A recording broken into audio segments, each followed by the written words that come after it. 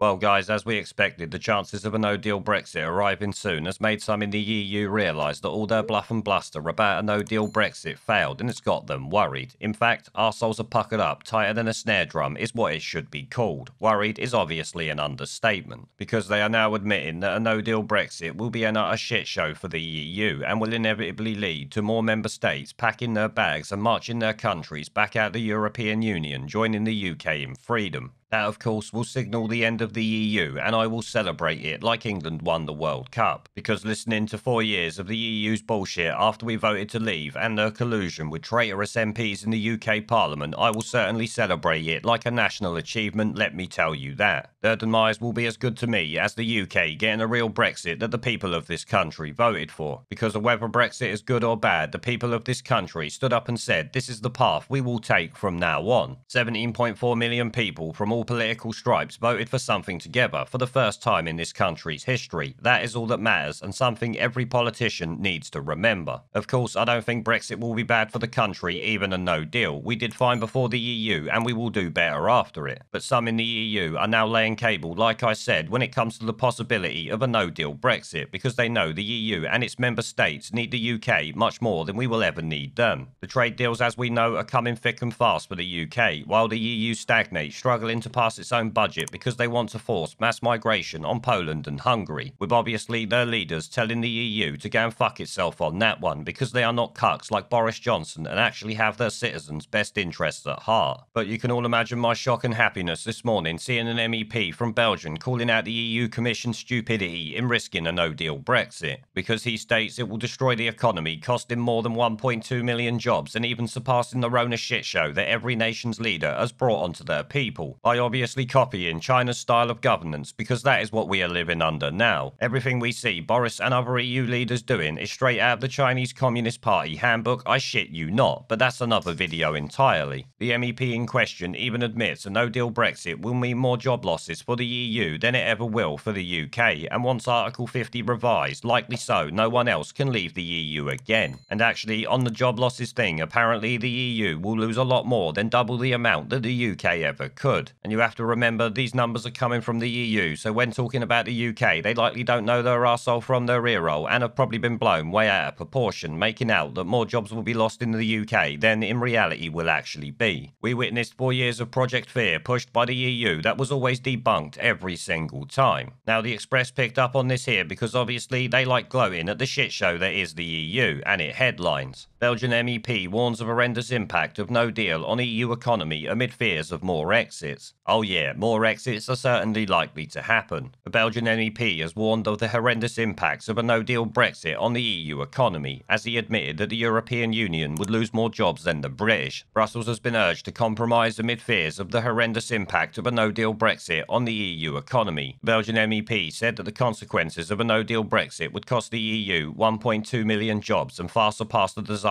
of the Rona, Mr. Bourgeois said, who is the former leader of Flanders. He also told MPs that the EU has to draw lessons from Brexit and work to stop other countries from leaving the bloc. Yeah, because he wants to keep his money coming in. The more countries that leave, the smaller the pot is going to get. He said everything ought to be done in the last days, in the last hours, to reach an agreement with the UK because the consequences of a no deal are horrendous. The MEP admitted that job losses across the EU would outweigh the losses felt in Britain. He explained for the EU we would lose 1.2 million jobs, and this would come over and above the disaster of the coronavirus. The UK would lose 500,000 jobs. In Flanders we would lose 2.6% of our GDP and 30,000 jobs alone. So he's obviously had his constituents on his back saying what the fuck are you doing? But all of this is not really news to us. You just don't often hear it from MEPs over in Brussels, especially not one from Belgium himself. Usually they cuck it and follow the line, as we all know. He added, I would ask the Commission to do some rapid work on the Brexit fund to make sure those regions hardest hit would be covered. I think it must be possible to reach an agreement with pragmatism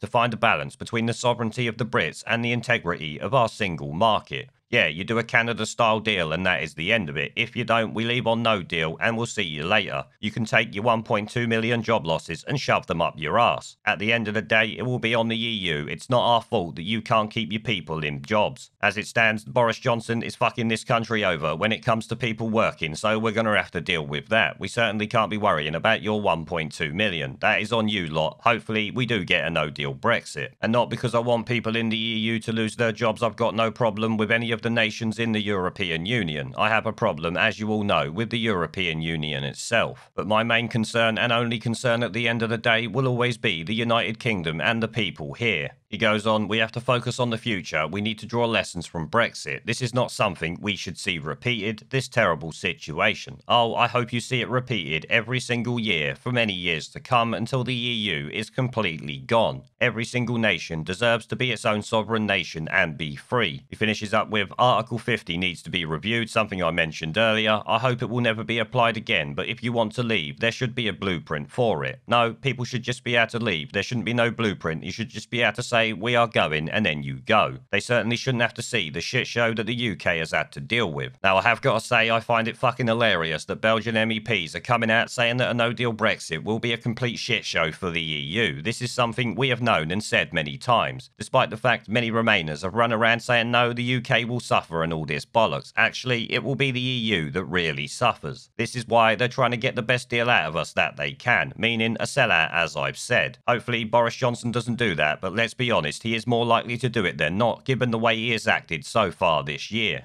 There is a pattern consistent throughout history of oppressed people turning on the oppressors, slaves against their owners, the peasantry against the feudal barons, colonies, Mr. Verhofstadt, against their empires, and that is why Britain is leaving.